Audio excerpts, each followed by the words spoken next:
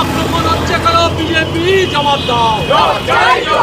রাহুল গান্ধীকে প্রাণ নাশের হুমকি দেওয়া হচ্ছে কেন? নরেন্দ্র মোদী জবাব দাও।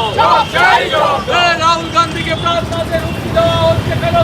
স্বরাষ্ট্রমন্ত্রী অমিত শাহ জবাব দাও। আজকে কি নিয়ে আপনাদের প্রতিবাদ? দেখুন, যে ইস্যুটা এখন সারা দেশ উত্তাল হয়ে গেছে, যে রাহুল গান্ধীর জনসমর্থন, রাহুল গান্ধীকে মানুষ, দেশের মানুষ মাথায় নয়নের মণি করে রেখে দিয়েছে। সেই জনপ্রিয়তা দেখে বিজেপি সরকার, নরেন্দ্র মোদী সরকারের এখন থরহরি কম্পন হচ্ছে। তাই রাহুল গান্ধীকে ব্যক্তিগত আক্রমণে নেমে এসছে বিজেপি এবং এনডিএ নেতারা।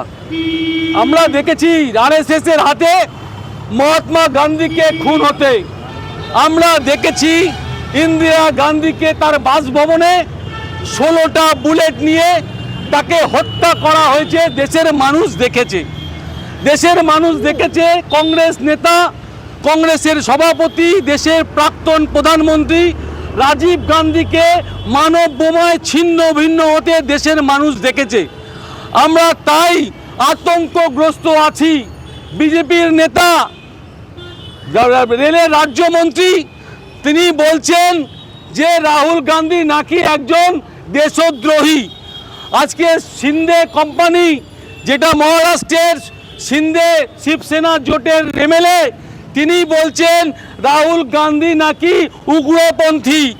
আজকে বিজেপির উত্তরপ্রদেশের যোগী সরকারের মন্ত্রী বলছে রাহুল গান্ধীকে, রাহুল গান্ধী যদি জিপ কেটে কেউ নিয়ে আসে তাকে 10 লক্ষ টাকা পুরস্কার দেওয়া হবে। আমরা মনে করি এটা সব ফৌজদারি মামলা। নরেন্দ্র মোদী প্রধানমন্ত্রী এইসব শুনে তিনি চোখে মুখে কুলু পেটেছেন এবং কানে তালা দিয়েছেন। আমরা অমিত শাহ স্বরাষ্ট্রমন্ত্রী, তার বক্তব্য আমরা পাচ্ছি না। কেন এই 4 জনের বিরুদ্ধে ফৌজদারি মামলায়, তাহলে ভারতীয় ন্যায় সংহিতার মামলাতে কেন তাকে গ্রেপ্তার করা হবে না? কেন আজকে প্রধানমন্ত্রী মুখে কুলু পেটে বসে আছে? কেন আজকে স্বরাষ্ট্রমন্ত্রী তাদেরকে গ্রেপ্তার করছে না? তাই আমাদের প্রতিবাদ সারা দেশ জুড়ে হচ্ছে।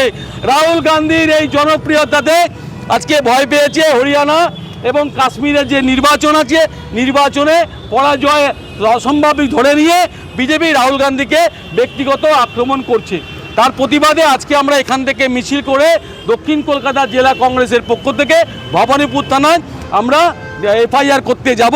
এফআইআর করার পর আমরা চাইব যে এই 4 জনকে গ্রেপ্তার করা হোক। আমরা থানায় আমরা জানাবো, দাবি জানাবো।